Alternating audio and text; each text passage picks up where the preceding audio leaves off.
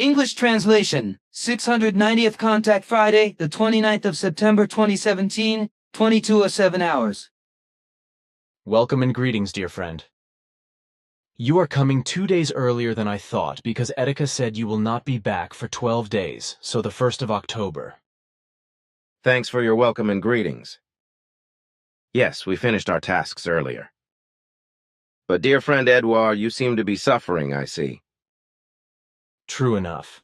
That is why my dear Eva also wants me to admit myself to the hospital some other time. But that does not suit me. So I'm going to look after you. But not until we have had our conversation, and it is not to be official. As you wish. Good. Then first the question I sent to you via Etika regarding more persons wanting to work in the print shop. In answer to the question about more persons for the print shop, it is to be said that I had commissioned Quetzal and Zafanat Paneak to look into this matter very carefully, and it also involved looking into the future for several years. From the very precise observation and overview of the next few years, it has emerged that there are enough people assigned to the in-house print shop, such as Atlantis, Pius, and Marianne, to carry out the printing work, which is fully sufficient. For the further processing work, there are 2 more persons, Karin and Willem, which is also fully sufficient. And for the cutting work, Atlantis, Erhard, Patrick, and Eva are assigned, which is also sufficient. All in all, there are enough people to do the work, and they also have a good working relationship with each other, as Quetzal and Zafanat Paneak unanimously agreed. It was also clearly clarified that these relationships with also just 1 more person would lead to unpleasant differences and even disputes in a short time, which cannot be the intention. But as far as the matter of the list of correctors is concerned, I have known about these things for a long time, and have only been waiting for a question to be raised by you, because I have often dealt with them and examined such corrections when you had them on your desk in your workroom, and I could look through them in your absence. In fact, I myself noticed that the order of the list of the correcting persons was inappropriate, as I could see from the corrections of the corresponding persons, which I also discussed twice with Quetzal.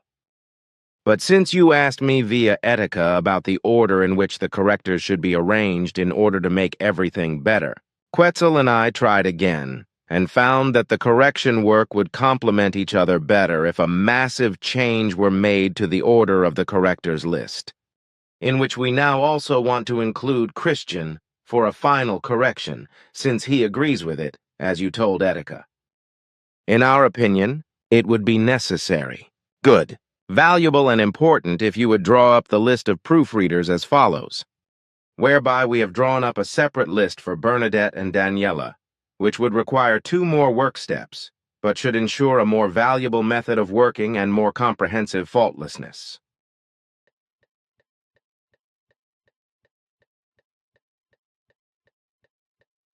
Thanks. Doing and keeping this list will take some more time, but I think you and Quetzal have put special thought into it, and it is meant to be. Of course. Sure. Although you once said that the appendix was no longer useful for you, I was asked about it the other day. Can you say something about that, please? We actually talked about that once, and in fact I can pull up an excerpt from that conversation.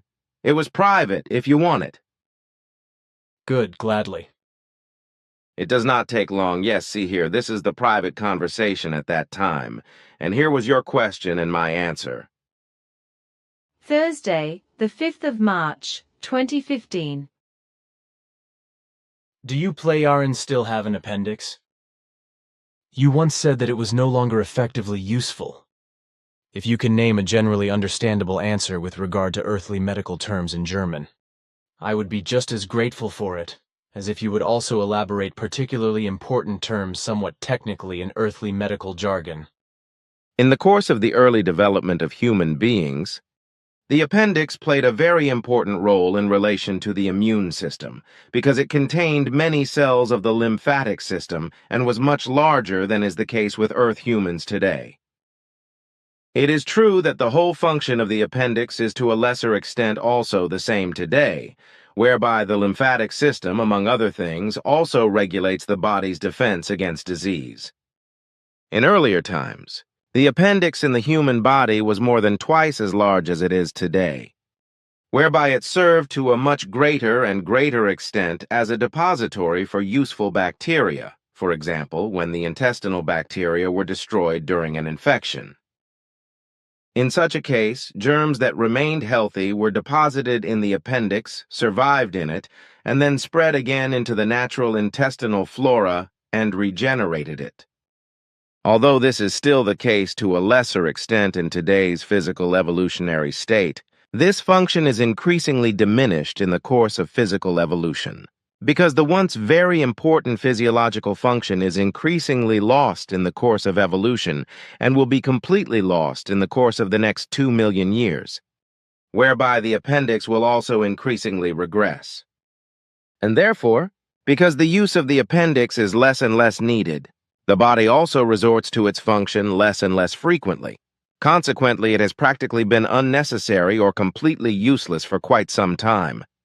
Consequently, the appendix is an organ that becomes functionless in the course of the higher development of human beings.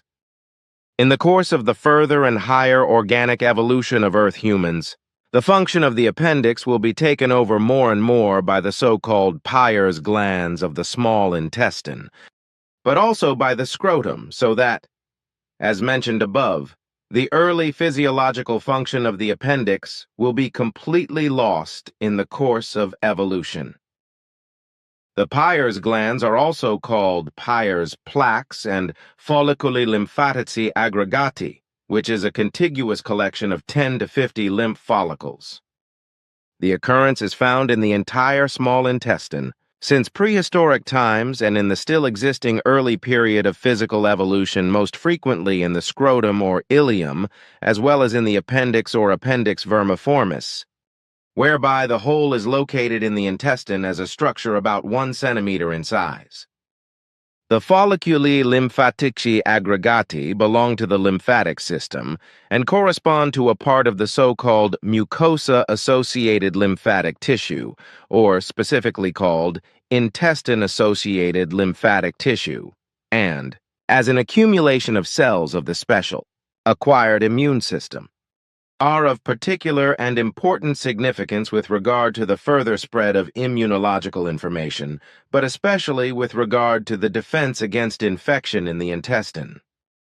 If the Earth human being one day no longer has an appendix as we do, then they will not lack digestive bacteria, etc., just as possible infections will not be more complicated than is the case today, because the reservoir for the necessary bacteria and special germs will be supplied in the distant future by the Peyer's glands of the small intestine. However, a great deal of time will pass before then. Thanks for your comments, which I will retrieve and write down privately, as I may need them one day. Unfortunately, I did not retrieve that part of the conversation at the time because I just forgot. That can happen, Edward, but it is not significant in this case. Then I have a question for which, if it is possible for you, you could ask Yanarara, namely in relation to the extent to which the Earth humanly created religious sectarian energies and forces affect Earth humans, and whether the mission and all our people of all groups are also affected by this? I do not need to check with Yanarara on this because we have talked about this several times. According to the clarifications by Yanarara, we have become aware that these sectarian energies and their forces have an extremely intensive and aggressive effect on all believing Earth humans of all faiths and prevent them from turning to the effective truth and reality, and thus also to the teaching of the truth, teaching of the Spirit, teaching of the life. Consequently, only Earth humans find their way to the mission who are self-determined and very earnest and strong-willed in their search for the fundamental truth and reality, and who strive to find and fathom it. And they do this also when the whole thing is very arduous and absolutely new to them, and they have to tread a completely new path of learning, and possibly also lose acquaintances and friendships, and they encounter hostility in their own family. These sectarian energies and their forces also affect all core group members, as well as the passive members, more or less according to the certainty of the person in question regarding his certainty of the correctness and truth, and of the understanding of the spiritual teaching or the teaching of the truth. Teaching of the Spirit, teaching of the life. In this respect, the individual member's own strength of consciousness, intellect, and reason are of great importance. For only when these are developed in a good and considerable way are they able to stand more or less strongly above the religious and sectarian norms of belief and dogmas of faith, and to think, act, and decide freely of faith, and thus also to be free in their own opinions, as well as in their own thoughts, self-determinations, decisions, and in their certainty. However, as far as the sectarian religious energies and their forces are concerned, they also have a negative effect on your great mission, in such a way that in general all religiously believing Earth humans are very strongly influenced by their faith against reality and its truth, and are subjected to defensive and narrow-minded doubts. This also involves fears and terrors that divine punishment and damnation would threaten if one were to fall away from religious sectarian faith. Earth humans are also affected by fears that they could be ridiculed in their circles of acquaintances and family, as well as in public, and that they could be disadvantaged in many ways. But this ridiculing also happens with regard to the teaching of truth, teaching of the Spirit, teaching of life itself, as well as with regard to the connections with our Pleiadian existence, which is not only called into question by know-it-alls and antagonists, but is vehemently censured and discredited, disputed and denied. And in this respect, the majority of all public and religious sectarian media, as well as their journalistic forces, also follow suit, just as religious representatives, sect leaders, and their followers act in the same way. As for your question concerning yourself, Yanarara explained that you are exposed to these religious and sectarian energies and forces to a very great extent, which I know you constantly have to resist, but which can still have a negative effect on your physical health.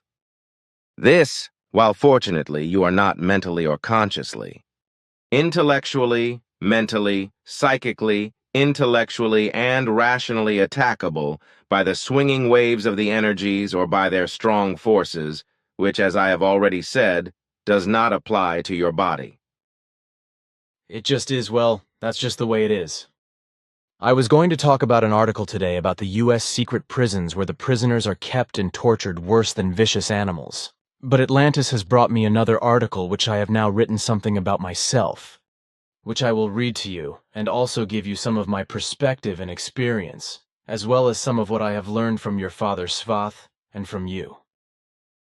The title of the article was We'll Find a Way Out, and title caption was the following: Psychiatrist Christian Peter Doggs had a horrible childhood and made it to head doctor. A conversation about good therapists, the might of feelings, and his dislike of psychoanalysis.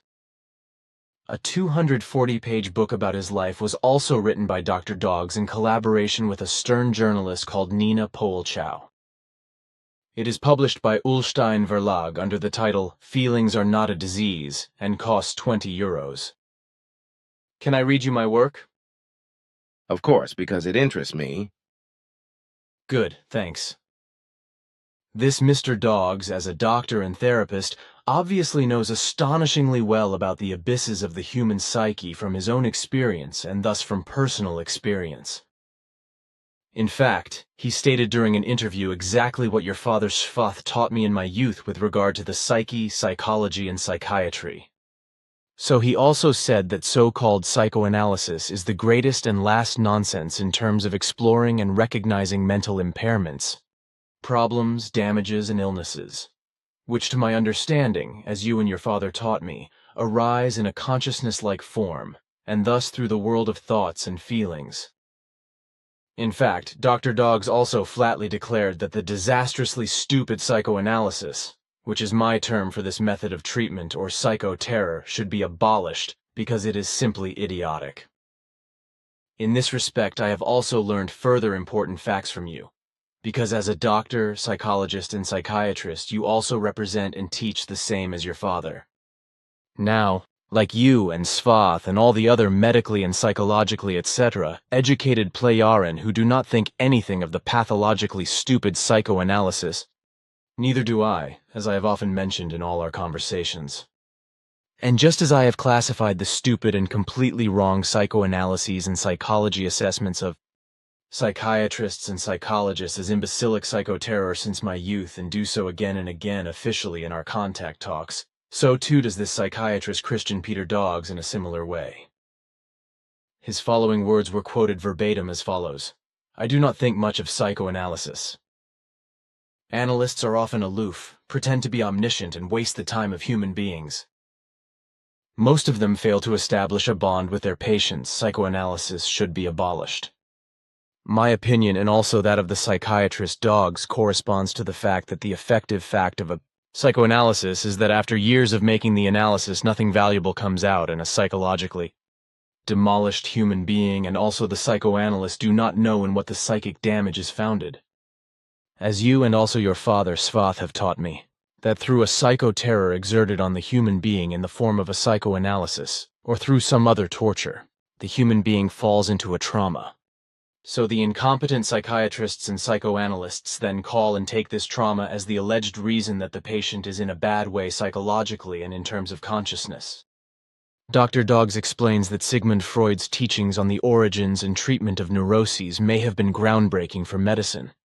But he says that this concept is outdated and that it is very cerebral to believe that a human being can be helped here and now by poking around in the past for years. And this is precisely one of the most important points that you and Svath have made in my teaching, and that I have also recognized myself in many psychologically demolished human beings, which is why I never had the crazy idea of tempting them to poke around in their past. I have also described this in my book, The Psyche, and explained that only the present and the future are important. Therefore, for example, if a leg breaks on a chair and it is taken to a cabinet maker for repair, he is not interested in how and when the chair leg broke, because his interest lies only in making a new piece of wood or turning it into shape in order to repair the chair. The same applies to the human being, because if he is psychologically demolished, then it is not important for the repair of the psychological damage to poke around in the past. But it is only important and useful to create new and healthy thoughts, and thus also new healthy feelings, which then influence the psyche in a positive way. Work through the demolished state. Let the psyche recover and bring about a balance appropriate to it again. The psychiatrist Dr. Doggs explained that in his 30 years as a doctor and chief physician, he had seen around 30,000 patients and had never seen any of them get better through psychoanalysis. On the contrary, he said, psychoanalysis had made them feel much worse, because the negative evaluation pathways in the brain had become more and more entrenched due to the constant processing of difficult issues from the past. And he also said that during his training as a psychotherapist, he himself had to go through a teaching analysis, which had effectively been a horror. I can also confirm what he said about the 30,000 patients. As you know, because all those human beings whom I was able to help complained about the psychoanalyses carried out by psychoanalysts, and that they were getting worse and worse because of it. This, however, while they were much better or had no more psychological problems at all since they followed what I taught them and what they also achieved by following the advice in my book, The Psyche. In learning from his professor, Dr. Doggs was first told that psychoanalysis was like dipping your hands in vinegar water. Before, you think you have nothing, but afterwards it burns in the places where there are injuries. And in the individual lessons he was told, "Mr. Doggs, the next 50 minutes are yours." Then the professor sat at the head of the couch where I was lying, kept silent, sometimes said and fell asleep in between. I was also mostly silent and fell asleep as well. You might as well get a bartender as a therapist. He also listens well. Dr. Doggs goes on to say that even when some studies on the efficacy of various treatments do well, he is very critical of them because, in his view, no valid studies can be done in psychotherapy. By this he means, if I define valid correctly, that no valid and reliable scientific statement can be made in a desolate or run-down, bleak, and hopelessly demolished psychological state. Furthermore, I myself believe that psychoanalysis alone is completely nonsensical, because it cannot reflect the effective circumstances of life, as well as the psyche-forming thoughts and feelings of a human being. Although it is precisely these factors that are of particular significance and importance, and determine the state of the psyche both positively and negatively. And so, as I learned the whole thing according to your and your father's teachings, it is clear from the article that Dr. Doggs also thinks in the same framework and understands everything. For he says, with regard to psychotherapy and valid studies, they cannot reflect the patient's life circumstances, yet they have a great influence on well-being. As a young doctor, I also once thought, oh, the patient is better. I'm a great therapist. And then I found out that this patient fell in love and had sex in the clinic. That's why he was doing well. And I'm sure it was also because of his understanding fellow patients, the good conversations between them, because he felt in good hands in the clinic. But probably not because of my few individual sessions. Well, in my opinion, as I have always expressed it, the whole psychotherapy system, as it was practiced by Freud and others after him and is still practiced today, is on the one hand highly psychodestructive, and on the other hand it is just a horrendous money-making scheme, no matter what kind of method is used. Dr. Doggs is also of this opinion, which he expresses with the following statement. Ultimately, the whole subject of psychotherapy, who is being treated there, why, with which method, and for how long, is a self-preserving system. No one changes anything because everyone makes good money from it, and no therapist wants to treat only the really seriously ill. This is more exhausting than having conversations about mood disorders. Dr. Doggs goes on to say that at the beginning of his psychiatry work, he used to discharge people who were not seriously mentally ill from the clinic early, politely but firmly, telling them that they were clogging up the places in the clinic for the really sick. For example, there was a civil servant with depressive moods who wanted to be pensioned off receive a pension by Dr. Doggs, but this man was doing quite well, which he also openly admitted. Various patients, however, initiated an appeal procedure, which is why Dr. Doggs got into trouble with the health insurance companies. And he also said that if a human being had so much time for bureaucracy and the initiation of an objection procedure, he was not severely depressed.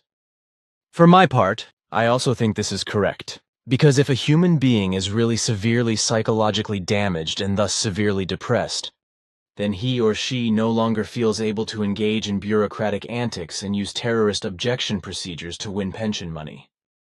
But that is exactly what is being done today by alleged borderliners, depressives and other psychotic people, as well as hypochondriacs and malingerers, who are paid unjustified pensions by insurance companies because they are not recognized as work-shy and simulative actors who scam horrendous pension money at the expense of honest insurance payers. Being mentally ill is the big trend today in order to cheat pension money by playing sick, because it is very easy to pretend to be mentally ill to doctors, psychologists and psychiatrists, which is widely used by work-shy people and malingerers who use it to rob the health insurance funds and pension insurance companies. Today, Dr. Doggs is so far gone that he treats so-called hardcore cases in his private clinic free of charge, such as a borderline patient who injured herself and climbed electricity pylons. Borderline disorder, if I want to explain it, corresponds to a severe mental illness in which there is typical impulsivity, as well as unstable interpersonal relationships, rapid mood changes, and a very fluctuating self-image. In order to recognize a really genuine and good psychotherapist, as I learned from your father and you, and also experienced and learned myself, it is indispensable to be able to establish a mutual, human stable bond of trust. If this is not possible with a therapist, then any therapy, etc., is useless and pointless from the outset. But in order to be able to recognize whether it is possible to build up a necessary bond of trust and to let it develop, and also in every other form with regard to a confidential bond with one or more fellow human beings, especially with regard to an open, honest, good and positive interpersonal relationship, This can only be done by first spending a few hours during which relevant conversations are held with the other person. In the case of illness, the therapist. Dr. Doggs also works within this framework, as you and your father Svath taught me, and as I have always adhered to, about which he says the following with regard to recognizing a good therapist. The chemistry has to be right. You can tell pretty quickly if you have a connection with someone. First, arrange 1 or 2 trial sessions to find out if you can build a bond. This is successful if the therapist is open, authentic, warm-hearted, if he has a sense of humor and also reveals something about himself. In 1994, at the Panorama Fachklinik in Scheidegg in the Aargau, which I ran for many years, we were the only clinic in Germany to offer a free choice of therapist. The patient did not go to a therapist who was assigned to him because he just had time, but to the one he had chosen. There were colleagues to whom no one wanted to go. As their boss, I told them, "You cannot build up a bond. You'd better become an anesthetist or a surgeon." My experience of being genuinely helpful with people who had some kind of psychological problems or damage, as you know, was that I never saw those who came to me for help as sick people, but as human beings. And I also treated them as such, always letting them live out their thoughts and feelings openly and uninhibitedly, as Svath had already taught me in the later 1940s, when I was only 12 years old. Your father always said that I should make it clear to psychologically suffering human beings that they should not repress the thoughts and feelings that torment them and negatively affect the psyche, but should resolve them with good, healthy, and positive ones. Basically, he always said, I had to make it clear to psychologically suffering human beings that tormenting thoughts and fears, anger and feelings as well as sadness also belonged to them and were their very own property of consciousness, which they had to accept but bring under control, whereby one of the best ways to do this was to dissolve them through good, positive, and neutral thoughts and feelings. And indeed this method, which I also described in my book, The Psyche, has worked excellently with all those human beings who sought help from me for their psychological problems and also followed my advice. And this was also the case when psychosomatic problems already appeared and physical illnesses already effectively appeared. Effectively, a psychologically suffering human being must be made to understand, whereby, as a rule, the majority of purely physically ill people or those suffering from the consequences of accidents already have problems that place a psychological burden on them, that the whole of his condition is the way it is, and that he is therefore also allowed to be the way he is as a whole, and that he is allowed to accept this, although he must make an effort to bring his negative thoughts and feelings under control without compulsion through new, good, and positive ones. But this can only happen in a valuable way if, on the one hand, the human being distances himself from the past and its conflicts, faces the present, and begins to live into it. This means that the human being, who is more or less or even severely psychologically distressed, does not rummage around in evil and negative events of the past, but lets them rest mentally, emotionally, and thus dissolves them by cultivating new, healthy, positive, and valuable future-oriented thoughts and feelings. Digging around in the old and past evil and negative experiences, happenings and events is dull, recalls everything painfully over and over again, and whips everything up to wild heights anew instead of settling down, calming the thoughts and feelings and dissolving what is psychologically ill. And this is also true in the relationship, if there are any conflicts of the present that the human being has to consciously face and work through, no matter what the conflict factors are. By the very fact that the human being becomes aware of his problems, which arise from arguments, tensions, quarrels, disagreements, mental upsets, from discords or any disharmonies, or as a result of controversies, a fight or war, etc., and faces them by considering their nature and seeing and recognizing them in the effective way, he already reduces their energy and power. This is then also the time to face the whole problem with a new, healthy, positive, and valuable thinking, which then also forms correspondingly similar feelings that have a beneficial influence on the psyche. Focusing on new good, positive, healthy, and valuable thoughts in every respect, no matter what they are directed towards, dissolves the thought-feeling deficits and problems that influence the psyche in a negative way, damaging it and making it ill. If this focusing on a new thought-feeling world is taken up and cultivated, and for this also invested in the repetition and repetition and repetition and repetition, then there is no need to search particularly and laboriously for any cure for the sick psyche condition, because solely through the willful cultivation of new, healthy, positive, correct, and valuable thoughts and feelings, the psyche is cured of its damage or its sickness. Therefore, it is not necessary to look specifically for happiness and contentment, because these two values arise independently if good. Positive, healthy, and valuable thoughts and feelings are cultivated again and again, through which all burdensome conflicts and problems, etc., are dissolved and become void. Fundamentally, a good, healthy, positive, and valuable world of thoughts and feelings is the crucial point for a healthy psyche. But in order to cultivate the world of thoughts and feelings, the human being must learn to actually do this. It is also necessary, as I have also described in my book, The Psyche, for the human being to get up and move about in the open air again and again, roaming through meadows, fields, and forests, whereby gymnastics, cycling, sport, swimming, or other forms of movement are also very important. Must hours for the thoughts and feelings must also be observed, in order to shield these and thereby also the consciousness and the brain from the effects of stimuli, for these also require rest, as is the case for the body itself. It cannot be otherwise than you say. Consequently, a comment would be superfluous, except in the respect that there are also knowledgeable and experienced specialists like Dr. Dogs who act correctly and also publish this publicly. That is a good word, as is what is written here. I received this article here recently. It was published in the Landboten on the 25th of September 2017 under the title, NATO is much more aggressive, by a gentleman called Silvio Moretto from Unterstamheim. He writes in exactly the same sense as I think and many other rational human beings do as well, namely with regard to Russia, by which at the present time Putin is of course meant. You can read it, please, after which I will say a few things about Putin and Russia from my point of view. Here you go. Thanks.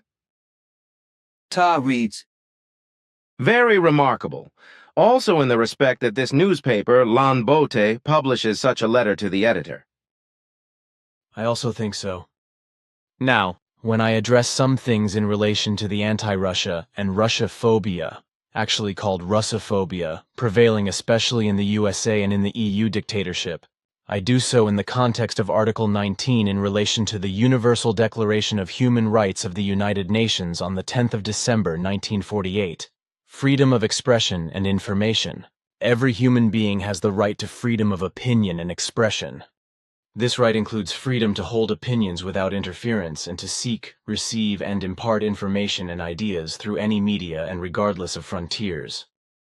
So I also make it clear that I am not politicizing or otherwise interfering in politics or taking sides, but that I am simply expressing my opinion and releasing information that is known to me and that shows what is effectively fact and truth and, in my opinion, necessary to disclose freely and clearly, because I know that my words will be read many times by a wide variety of human beings who will think about them and recognize the truth.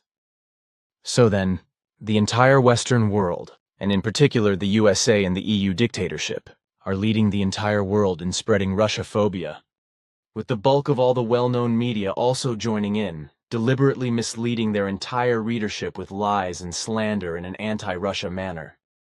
This is also what happened with the alleged Russian election interference in the USA, which is supposed to have won Trump the election, but which corresponds to lies and slander, which were invented by the US Secret Services and other pathologically stupid know-it-alls and Hillary Clinton fans and will continue to be invented in the future.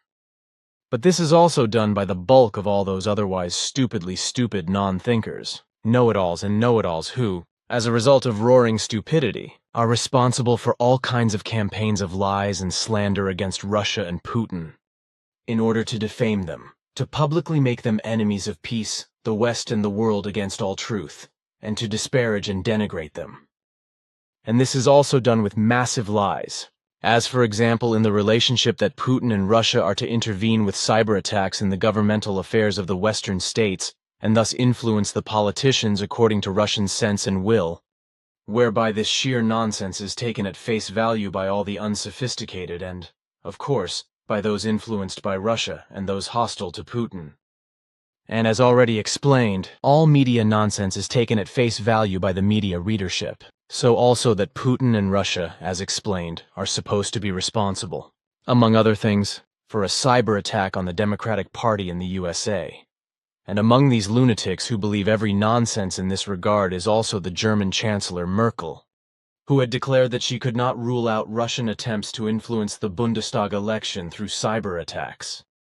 In fact, and indisputably, as already said, the Western media, especially of the USA and the EU dictatorship, although Switzerland and other states cannot be exempted either, are leading in terms of Russophobia and are the worst instruments for the bias against Russia and President Putin and his activities. And this hostility is carried out in order to achieve the goal of inciting the peoples of the world to hostility against Russia, using all available means, possibilities and facilities, in order to be able to act against Russia in the future, possibly by force and with the help of many states, in the confused and insane sense of world domination of the USA and the country-eating sense of the EU dictatorship, in order to annex Russia as a vassal state. And that the media of various states, such as Germany and Switzerland and especially the USA and the EU dictatorship, are particularly helpful in doing their evil work for this. Putin as well as the entire Russian government and population know that, which is why Russian Foreign Minister Lavrov explained to the German media years ago. It was probably already in 2012, when he had been called a war criminal by a German newspaper, that they were a spearhead of the anti-Russia movement. As he also said, "I leave it to the conscience of the German media, which is leading the planet in terms of Russophobia." And that there is also a Russophobic atmosphere in the Council of Europe should be well known to any clear-thinking human being. Consequently, Russian strategic proposals have little chance of even being heard by certain Russophobic MPs and delegations. But I would now like to say the following more about the whole thing. Putin and Russia are being unjustifiably and mendaciously criticized by all the lunatic Putin and Russia hostiles in the USA and the EU dictatorship, as well as by various other states and the bulk of all the media, with media incitement against Putin in particular being on a grand scale. Unfortunately, there are also a certain number of such human beings in Switzerland who toot the same anti-Russia horn, because they allow themselves to be stupidly and thoughtlessly influenced in a negative way by stupid Putin and Russia hostiles who themselves do not know why they are spreading hostility, hatred and lies.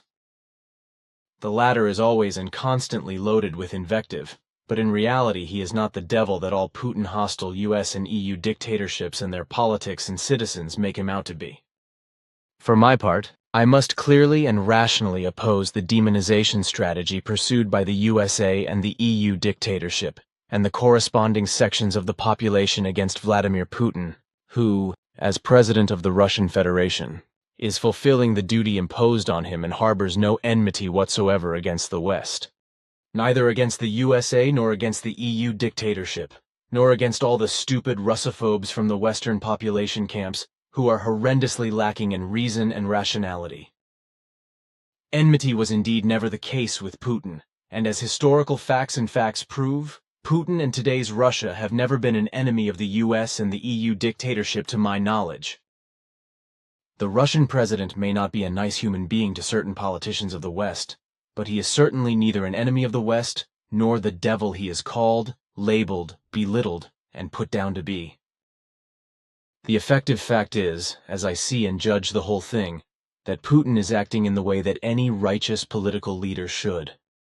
Unfortunately, this is completely lacking in many high-handed state powers and leaders of the USA and the EU dictatorship, etc., because they are not so mature and do not constantly strive to protect their own country, as is the case with Putin, who looks after and protects Russia.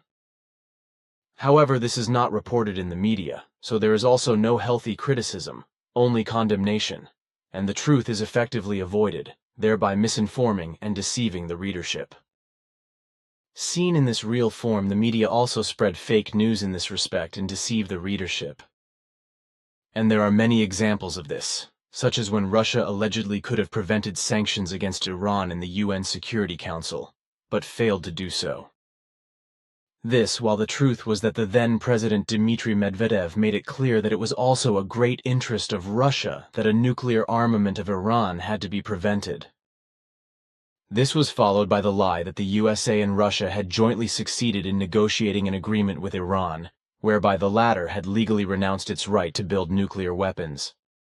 If all the belligerent, criminal, and felonious machinations of the USA since time immemorial are considered and thought through, then the fact is that the USA, like the EU dictatorship since its existence, that is to say, at least their world domination-addicted politicians, military, and the majority of the population cannot exist in their world conquest and megalomania without having a bogeyman to whom they can blame all their cowardly fears, filthiness, their cowardice, hostility, and their sliminess on an international level and impose their hatred. In this way, it was also not surprising that the USA ignored the whole thing when the split of Yugoslavia took place, but on the other hand whined loudly and vehemently in public all over the world when, according to the popular will of the Crimea, it seceded from Ukraine. It is also an effective fact that Russia is bringing the Crimean Peninsula out of isolation with a gigantic bridge. The construction of this bridge across the strait was already started by the German organization TOT in World War III in order to be able to supply the so-called Kuban bridgehead. However, the bridge was not completed and was blown up during the retreat in 1943, but was rebuilt by the Soviet Union within 7 months as a railway bridge. At the end of February 1945, however, it was severely damaged by drift ice and was therefore later demolished. In March 2014, Russian Prime Minister Medvedev then commissioned the state road construction agency Avtodor to set up a subsidiary that would take on the construction of a bridge and also prepare a feasibility study. This bridge, which is now under construction and will have a 4-lane motorway and a 2-track railway, is scheduled for completion by 2018 and 2020 respectively, and will provide a direct link between mainland Russia and the Black Sea Peninsula of Crimea.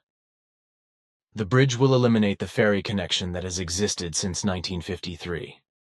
The link under construction will run from Kerch in Crimea via Tuzla Island to the Taman Peninsula, with the Russian road construction agency Rosavtodor stating that the road link will be passable from the end of 2018. According to the latest reports, the railway connection will be completed 1 year earlier than planned. As early as the 1st of December 2018, the first trains are to roll over the double-track bridge, a total of 47 per day. 1 year later, the 4-lane motorway will be opened, if everything goes as planned. Russia is thus tying the Crimean Peninsula even more firmly to itself and minimizing its dependence on the Ukrainian mainland. I was able to find various information on the matter on the internet, as well as the dates of the bridge, which are as follows. Bridge over the Kerch Strait. Use railway and road crossing of Kerch Strait location at Kerch construction at Pillar Bridge total. Length is 19 kilometers. Construction costs is 228 billion rubles. Start of construction in 2016. Completion in 2018. Road/2019 railway, euro to ruble RUB, €1 is approximate 67.99 RUB. It is also quite some time ago that Russia laid a gas pipeline at the bottom of the Black Sea to Crimea, which supplies gas to 2 electricity plants there. In this regard, however, I do not know by when these can actually be put into operation, or whether they are already in operation. It is said that Russia could only have procured the 4 gas turbines from Siemens for these power stations by means of a nasty trick, which I think may also just be another nasty lie. Until a few years ago, Crimea depended entirely on Ukrainian electricity supplies, but Ukrainian nationalists paradoxically accelerated the severance of occupied Crimea by cutting high-voltage power lines to the peninsula. And if I look at the whole Ukrainian development, it may also have a positive side for Ukraine, which Putin probably also had in mind, because his original goal was to establish a land connection to Crimea with the help and support of Ukrainian separatists. This plan has failed, as a result of which pro-Russian people's republics have only emerged in the Donbass, in the far east of Ukraine. The bridge to Crimea should solve the problem of a land connection to the peninsula.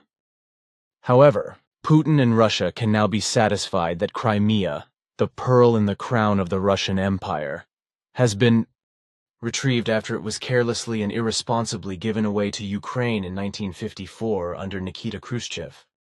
The husband of Nikita Khrushchev's granddaughter once clearly stated that in the eyes of most Russians, the ceding of the Crimean Peninsula to the then Ukrainian SSR was a big mistake by Khrushchev, while its re-annexation was seen as a major success of Putin's second term as president.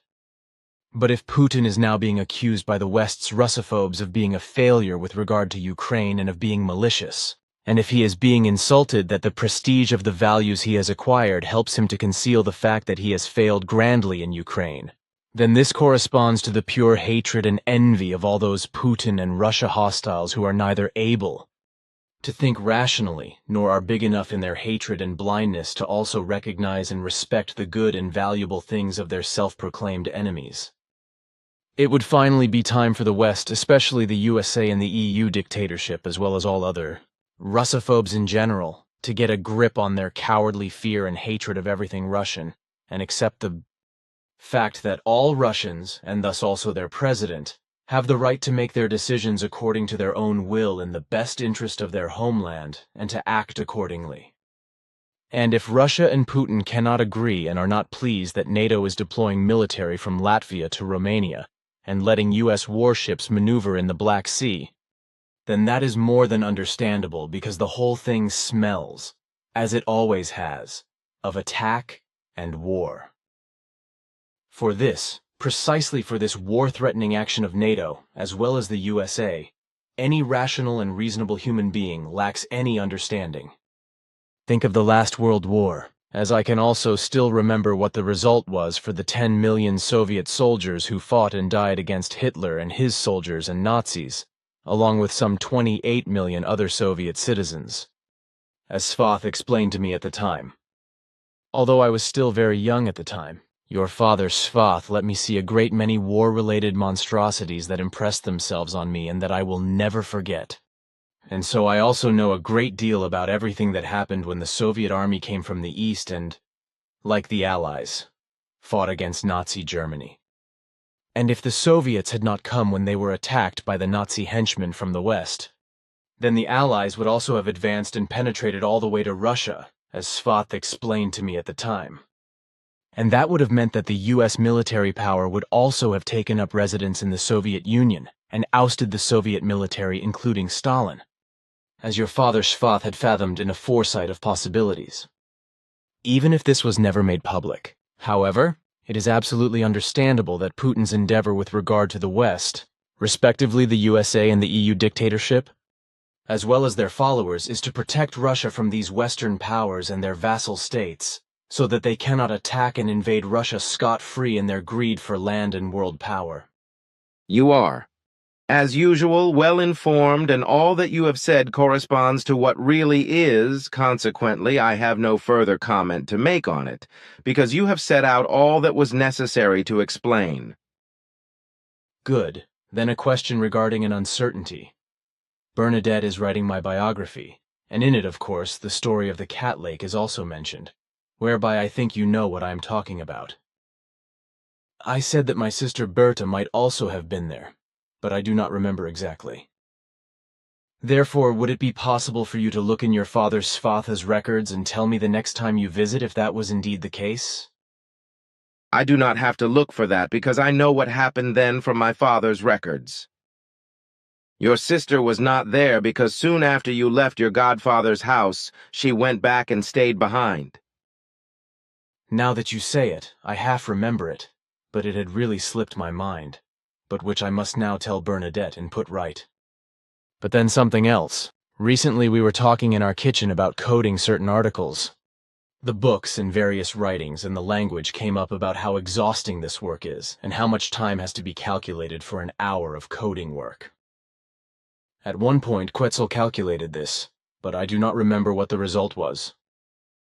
According to Quetzal's calculations, you may calculate 1 hour of coding work with 28 hours of highest concentration work. So if you do 1 hour of uninterrupted coding activity, that is equivalent to 28 hours of normal cognitive energy expenditure. This says that if you do 1 hour of coding work, you are doing an information processing power expenditure of 28 hours of normal cognitive work. Cognition, that is what is meant by thinking in a comprehensive sense. Cognitive abilities include attention, reasoning, memory, imagination, fantasy, and pictorial vividness.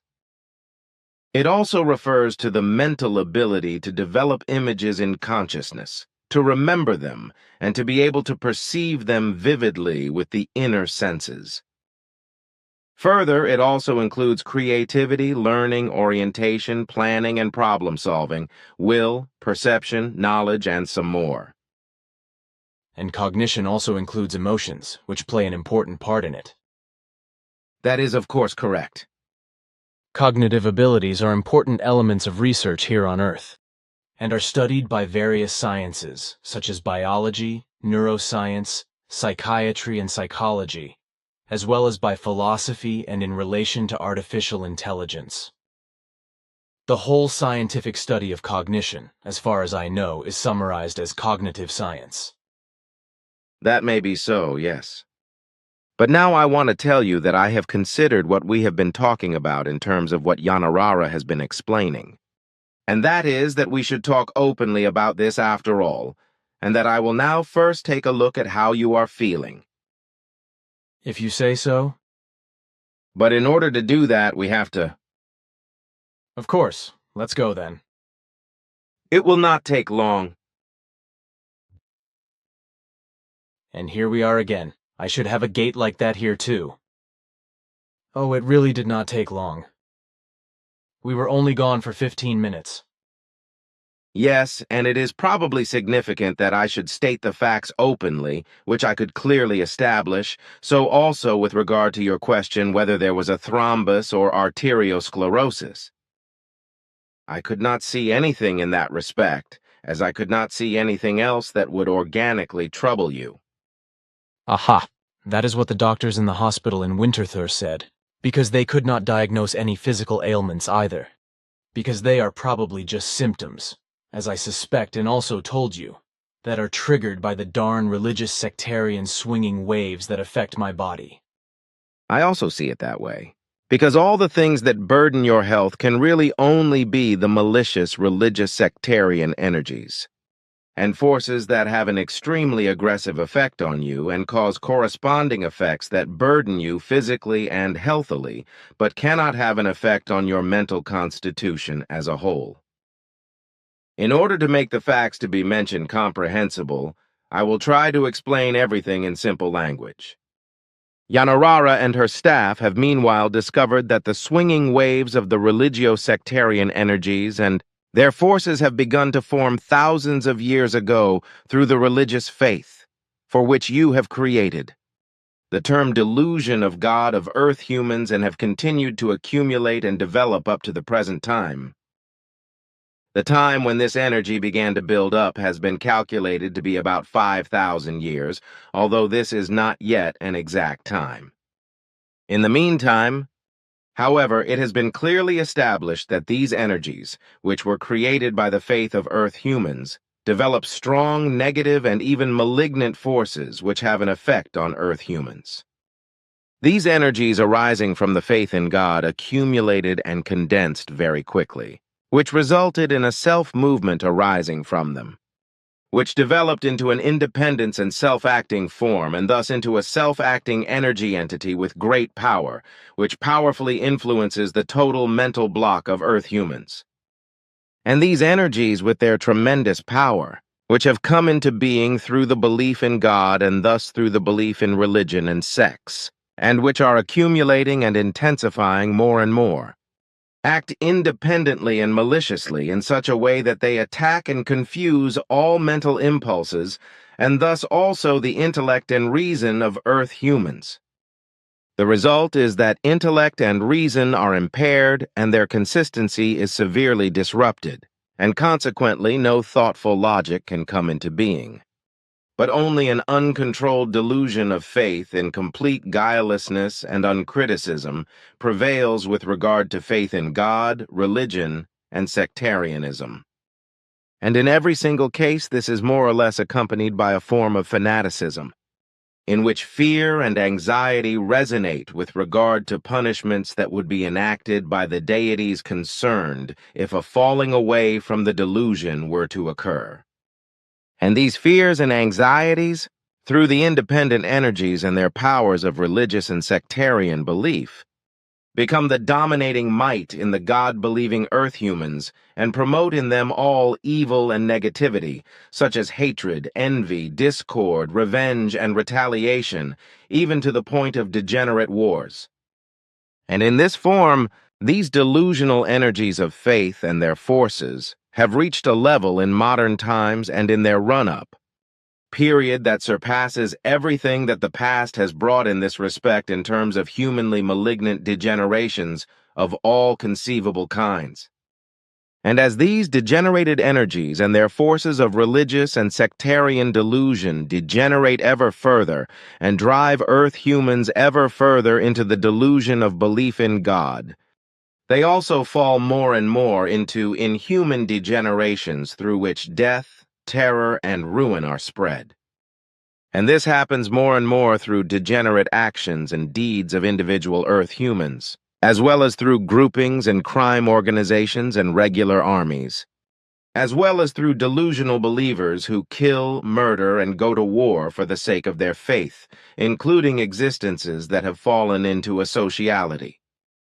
The religious sectarian energies and forces have already become so overwhelmingly powerful and strong in their degeneration that the believers in God are also becoming ever more aggressive and, in their degenerating actions and deeds, more unthinking, uncontrollable, and confused, as a result of which all malignant evils will continue to advance and become more and more prevalent. The energies and forces which have arisen and become independent through the delusion of Earth humans, and which for a long time have exhibited a self-acting form, are having an ever more aggressive effect on the believers in religion. Sects and God in such a way that their intellect and reason with regard to the perception of effective reality and its truth are more and more atrophied. This, while the degenerations and aggressiveness as well as the indifference increase more and more, whereby it can also no longer be recognized, grasped or understood that the belief in God and every other delusion connected with it do not bring peace and love, but strife, hatred, and unkindness, as well as indifference in many relationships. Through every belief, reality and its truth are suppressed and covered up with nonsensical delusions alien to reality, as a result of which everything that corresponds to the fact of effective reality and its correctness can no longer be perceived, even with a breath. But this means that in sectarian, religious and God-believing Earth humans, no more certainty can be created with regard to reality and truth, but only further lapses into God delusion and thus into malignant degenerations, whereby all evil and evil will spread further and bring hardship, suffering, and misery over all Earth humans. But as far as you yourself are concerned, you practice constant self-control in this respect, so as not to allow yourself to be mentally influenced. As Yanarara also explains, but as I also know from my father's records, for it was he who taught you in this respect early in your youth to protect yourself mentally against it. Father Zimmerman also knew this, because he was personally contacted by my father Svath on one occasion, and educated in all necessary matters, as a result of which he knew everything about you and your mission, and also maintained a friendly relationship with your parents. However, he kept silent about your mission to them and to all other Earth humans, and he kept this secret all his life. So my father only had a one-time personal contact with him, after which, however, telepathic contacts took place several times, whereby my father also explained to him several times and advised him never to influence you religiously, but simply to teach you neutrally about the Christian religion, because you would have to be instructed about it, as also about other religions and sects, and consequently he refrained from any religious influence in every respect. He also tried to keep you away from confirmation classes, because you were not confirmed, while you yourself, however, moved in various religious and sectarian circles in order to get to know their teachings, etc., but you did not allow yourself to be influenced by them. Father Zimmermann and my father were always there to help you when you needed advice. But also your teacher Karl Graf was concerned about you, because my father had also included him in the small area of information, but only in an impulse-informative way, whereby he was informed about you and your later mission and in relation to my father Schwath, which is why he was also allowed to see and touch flying apparatus in my father's field when you were picked up for a flight. However, personal contact between him and my father never took place, although your teacher had requested it. Later, after he was able to see and touch the flying apparatus and you were back at school the next day, you had to answer his questions after school, explaining everything for his understanding. As a result, he refrained from wanting to speak to my father in person. He no longer pressed for it and was content with everything you explained to him. He also kept silent about everything throughout his life, so also about the incident at the barn in the Erachfeld, as well as about what information he had received. But the whole thing was reason enough for him to support you during the 3 school years you were with him. Then in the 4th grade, with your next teacher named Hans Frey, you were unfortunately bullied and harassed by him and viciously beaten with a big stick, because he hated you for the sake of your diverse knowledge, which he had nothing to counter and which was incomprehensible and uncanny to him for your age.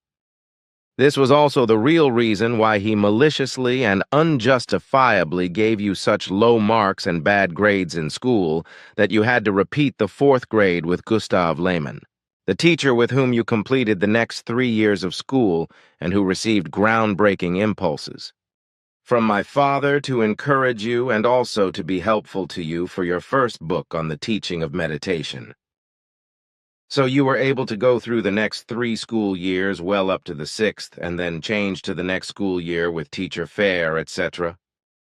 However, as far as the cause of your unpleasantly strong physical complaints is concerned, these are not of a consciousness psychic nature because in this respect you are not attackable by the religious sectarian energies and forces, but are of a purely physical organic nature.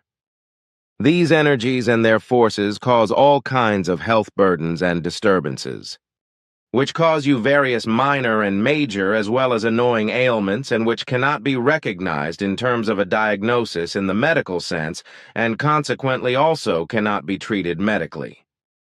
The only thing that can be done effectively against this to a certain extent is you yourself, or rather if you maintain your blockade of consciousness, and in this way constantly endeavor to block yourself against these extremely aggressive religious sectarian energies and their forces, as you have always done and thus since your early youth to the best of your ability, whereby these aggressive attacks against you are so strong and are becoming stronger and stronger, that you are not able to comprehensively master them.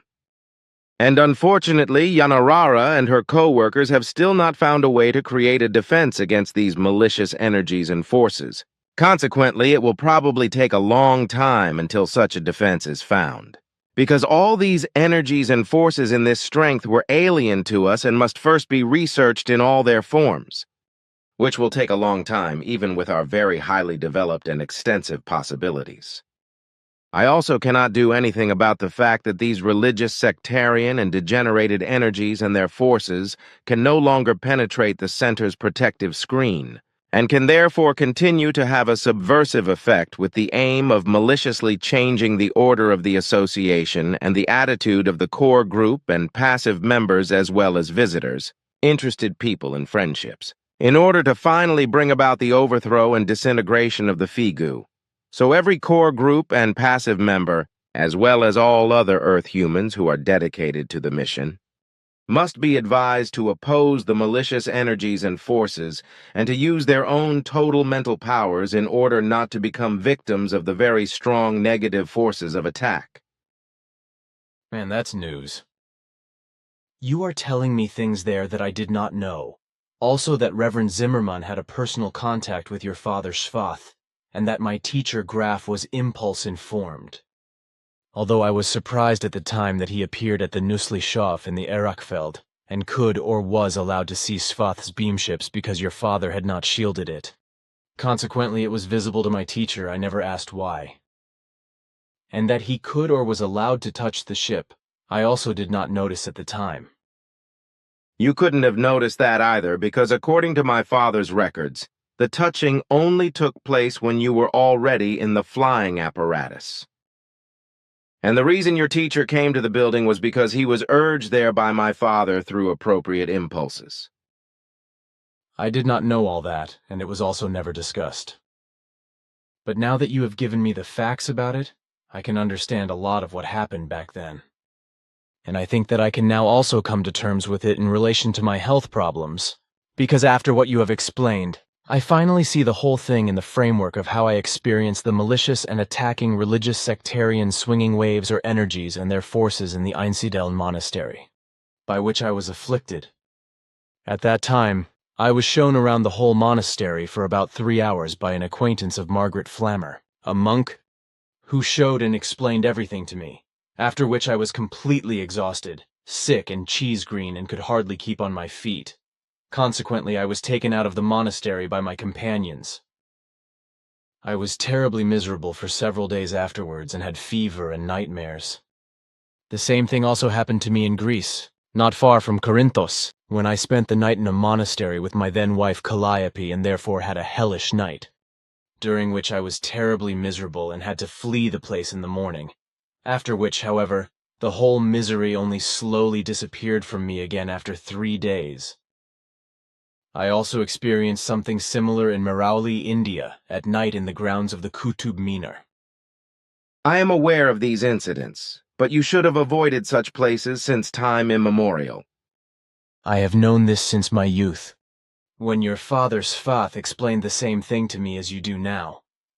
But somehow I was always bitten by the oats when I went to these places because I wanted to know more about them. And I did it even though I knew it was not good for me. Not only was it not good for you, it was also dangerous. But I still had to know, and I could only do that by experiencing it for myself. I understand that, but still. It is good, but I've also lived somewhat dangerously elsewhere at times, even without those tricky religious sectarian swinging waves. But to be honest, I've always been happy when I've survived everything well and without harm. Sometimes you also need a bit of luck in life.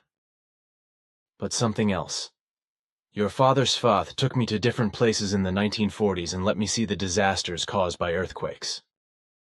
One of those quakes, if I remember correctly, was in Turkmenistan in 1948, where there were far more than 100,000 dead and tremendous destruction. On this, once again, the question that I have raised before, however, is why our volcanologists, geologists, and seismologists do not realize that earthquakes and volcanic eruptions are directly related, not only in the course of the Ring of Fire, but also far away from it?